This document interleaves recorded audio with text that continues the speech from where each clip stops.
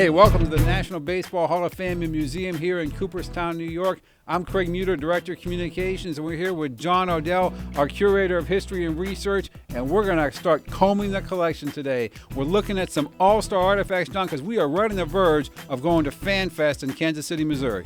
That's exactly right. And when we go to FanFest in any city, we have a number of items that we bring along that run the gamut of baseball history. We go old, new, Hall of Famers, not Hall of Famers. We bring items that are related to All-Star games and items that are not related to All-Star games. So we have a real nice selection of items that we bring along, and I thought I would bring a couple of those to you today. Oh, that's great, because fans are going to get to see this in Kansas City, but we're getting a sneak peek right now. Tell me about number 3 here. I recognize this. Number 3, this is Babe Ruth's jersey. This is one of several jerseys that we have from Babe Ruth, donated to the Baseball Hall of Fame by Babe Ruth, by his estate, back in 1948. This is one that he wore back in the 1930s. We know that because it has the number on the back. 1929 was the first year that the Yankees put numbers on the back, and so this is obviously coming from the latter part of Babe Ruth's career. The good heavy wool, just exactly the kind of thing that you want to wear on a good summer Sunday, for a doubleheader. So that's one of our older jerseys. But we have another one from about the same time, but it's related to the All-Star game, and it's this Frankie Frish jersey.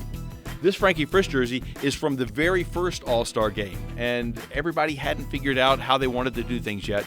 Nowadays, of course, one of the great things about going to an All-Star game is to see all of the different uniforms that everybody had. But in the first All-Star game, 1933, the American League wore all of their own uniforms, and they were the home team. The Chicago White Sox were the home team.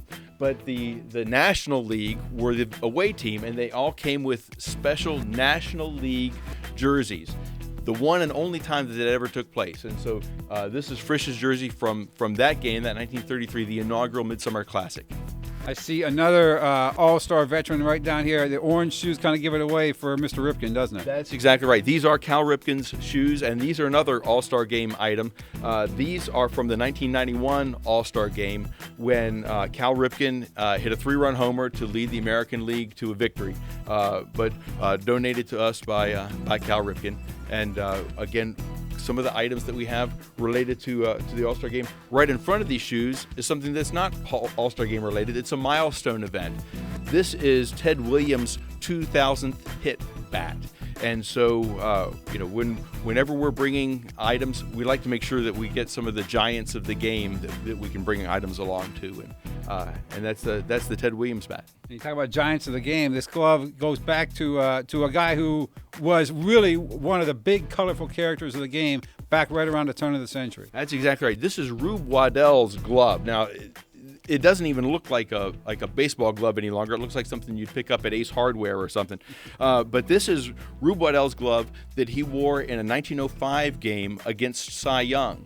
And the great thing about this glove is not only is it old and just really worn in well, but it's got a great story of that game. Cy Young had just the previous year, beaten Rube Waddell, no-hit the Philadelphia Athletics, who Rube Waddell pitched for. Waddell trying to get back. They had a second game of a doubleheader on July the 4th. This was the game that Cy Young and Rube Waddell are pitching in. Rube Waddell and Cy Young go 9 innings. At the end of 9, the score was tied 2-2. At the end of the 10th and the 11th and the 12th and the 13th, it was still tied 2-2.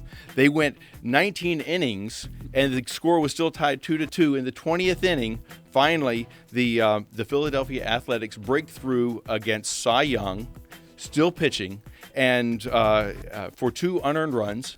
And then in the bottom of the 20th, Rube Waddell, because he's, this was the era, men's men, you finish what you start. At the bottom of the 20th, Rube Waddell goes in and shuts it down and wins the game 4-2, 20 innings. And the most amazing thing is that it took just a little over a couple hours to play the game. So that's just a remarkable story. So these are the kind of artifacts that fans are going to see when they come to FanFest in Kansas City. They're going to see all-star artifacts, but also artifacts that come out of our vast collection, yes, so that people can have a chance to connect with Cooperstown here in Kansas City. That's exactly right. We want to make sure that folks get a chance. It's a wonderful display of a wide range of the kinds of artifacts that we have here in Cooperstown, and a great chance for folks just to get a chance to get a little taste of it. We hope that by getting a chance to see a little bit of it, they'll want to come to Cooperstown. We have so much more here. It is baseball's midsummer celebration this year in Kansas City. Come out and see us at FanFest, or come to Cooperstown and visit us online before you do that, baseballhall.org.